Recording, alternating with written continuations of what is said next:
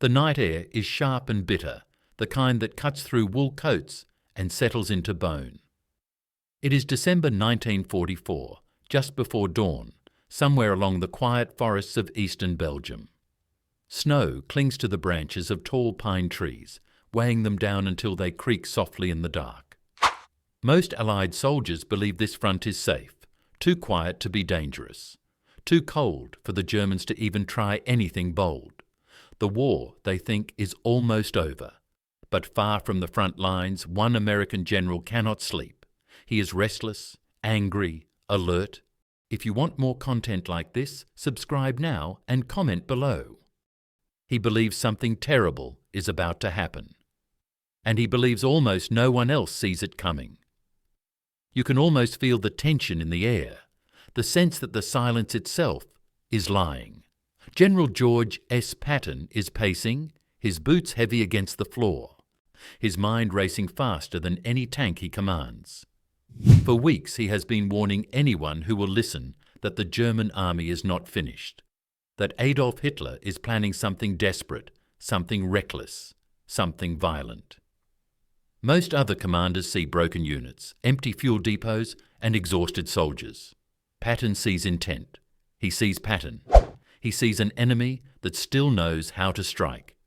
At this moment in the war, the Allied command feels confident. Paris has been liberated. Brussels is free. German forces have been pushed back to their own borders. Supreme Allied Commander General Dwight D. Eisenhower believes Germany is on the brink of collapse.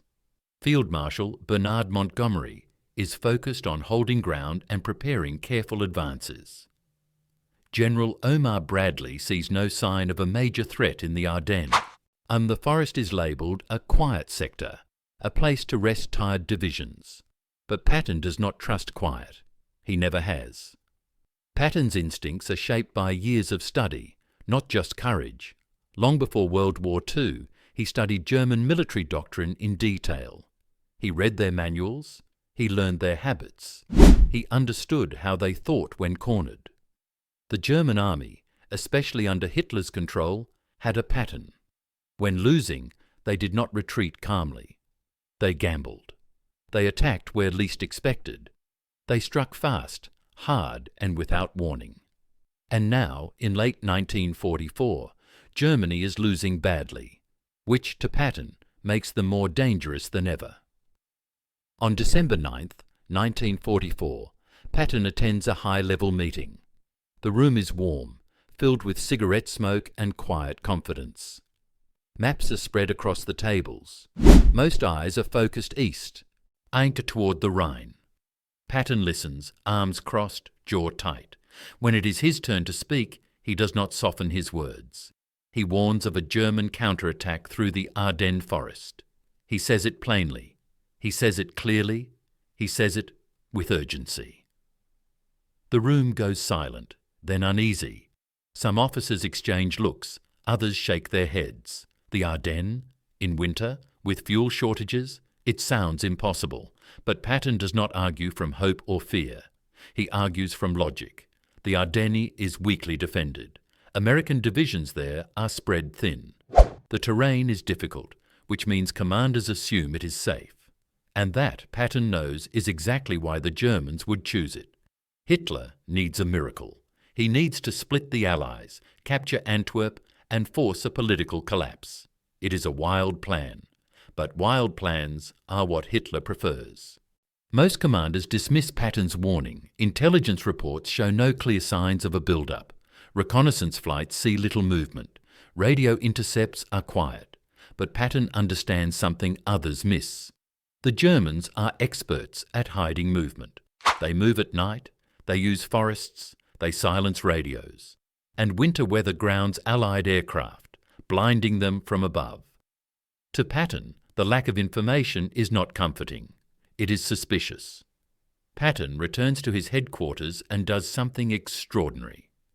Quietly, without orders, he begins planning for a massive pivot of his Third Army. He prepares contingency plans to turn his entire force north within days, if needed. He orders staff officers to calculate road movements, fuel needs, and unit rotations. He does not announce this. He does not boast. He simply prepares. D. Because Patton believes that if he is right, there will be no time to think later. On December the 16th, 1944, at 5:30 a.m., the silence shatters. German artillery erupts across the Ardennes. The ground shakes.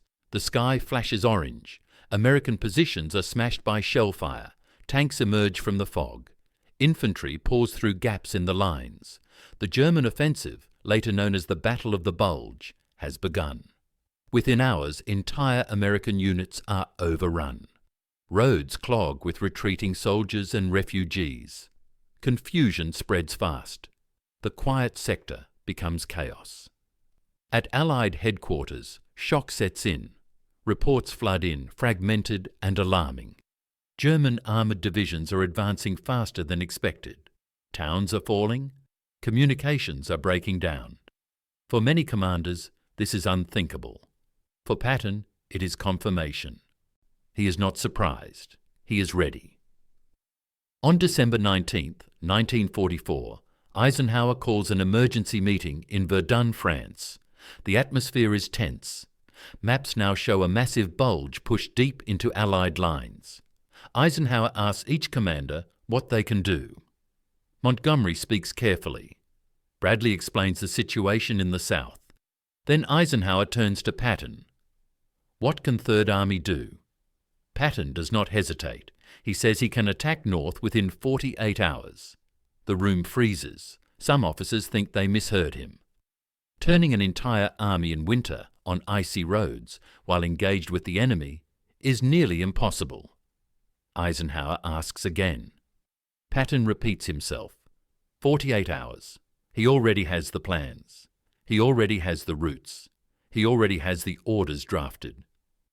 This moment reveals why Patton predicted the German attack when others did not. It was not luck. It was not arrogance. It was preparation driven by belief. He trusted his understanding of the enemy more than optimistic reports. He respected German capability even while fighting them.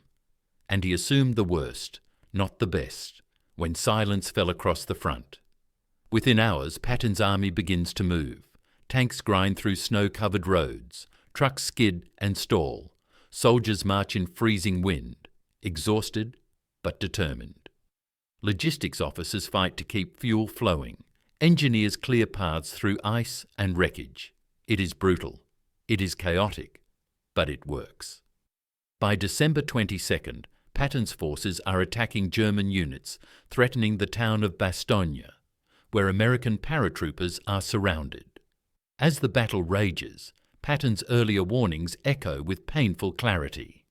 If the Allies had reinforced the Ardennes sooner, the German breakthrough might have been stopped earlier. Thousands of casualties might have been avoided.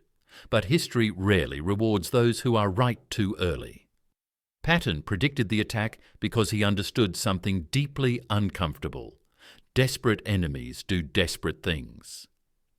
And Hitler, by late 1944, had nothing left to lose. Patton's mind was always tuned to motion and intent. He did not see wars as static lines on maps. He saw them as living struggles driven by human decisions. He believed enemy commanders had pride, fear, and ambition, and he believed ignoring those emotions was dangerous. Where others saw numbers and logistics, Patton saw psychology. As snow continues to fall across the Ardennes and the sound of guns echoes through the forest, one truth becomes clear. The German attack was not invisible.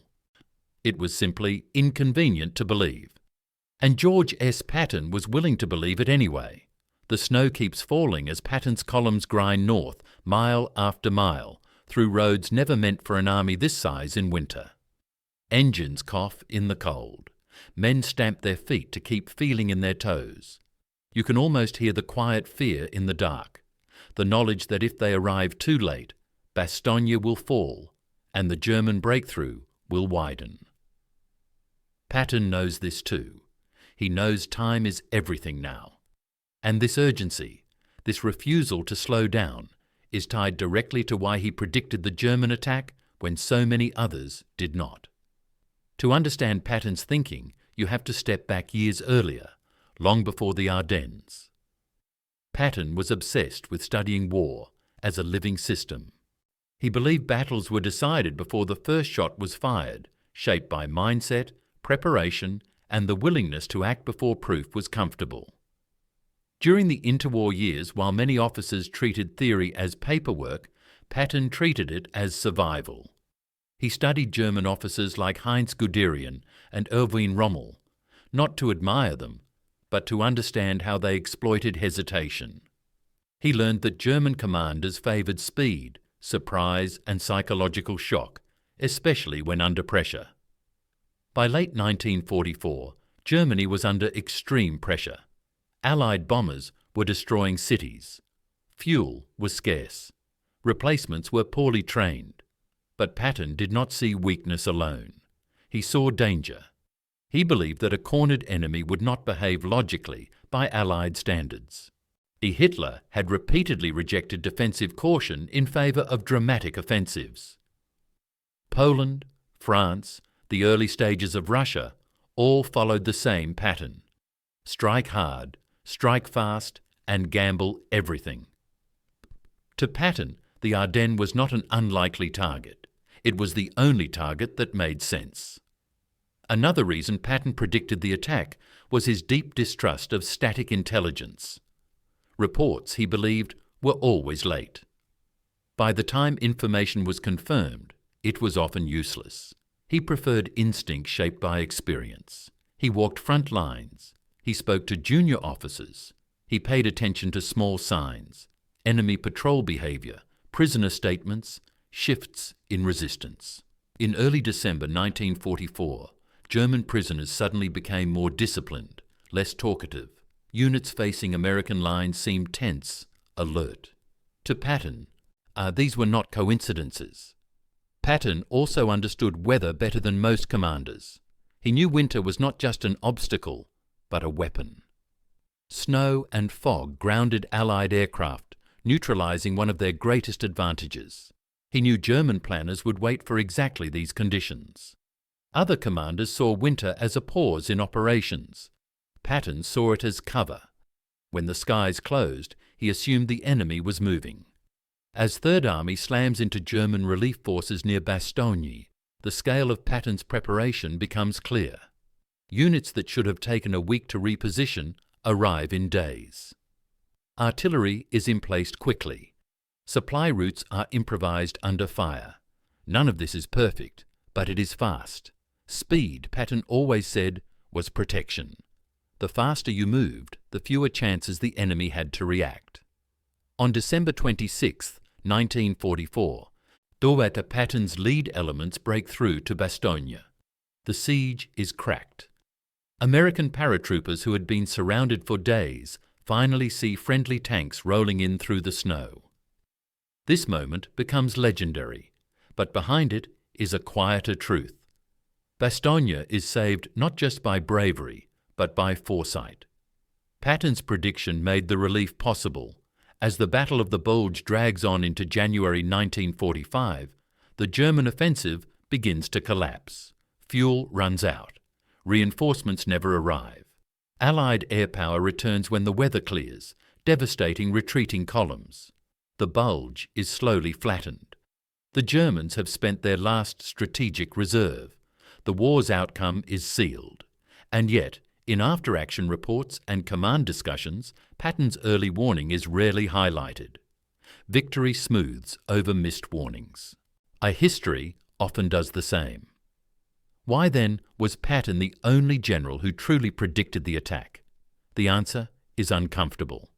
Because predicting it required rejecting comforting assumptions. It required accepting that the war was not almost over, that the enemy still had teeth, that optimism could kill. Many Allied leaders wanted stability. Patton wanted readiness. Patton's personality also played a role. He was not afraid to be wrong loudly. He did not soften his opinions to fit consensus. This made him difficult, abrasive, and often unpopular. But it also meant he spoke when others hesitated. When Patton warned of the Ardennes attack, he did so knowing he might look foolish. He accepted that risk. Most commanders did not. There is also the matter of focus. Patton lived war every hour of every day. He slept thinking about movement, to timing and enemy reaction. Others balance political pressure, coalition concerns and public expectations. Patton cared about those things only when they affected combat. His narrow focus gave him clarity, but it also isolated him. As the fighting subsides and Allied forces push toward Germany's heartland, Patton remains restless. He believes the Ardennes attack proves a larger point, that underestimating enemies leads to disaster. This belief will later shape his views in the final months of the war, when tensions with the Soviet Union begin to surface. Once again, Patton will warn of danger before others are ready to hear it. Standing on a frozen road in January 1945, watching exhausted soldiers march past burned-out vehicles, you can almost feel the cost of disbelief. Thousands are dead. Thousands more are wounded. The Ardennes offensive did not change the war's outcome, but it changed lives forever. And it did not come out of nowhere.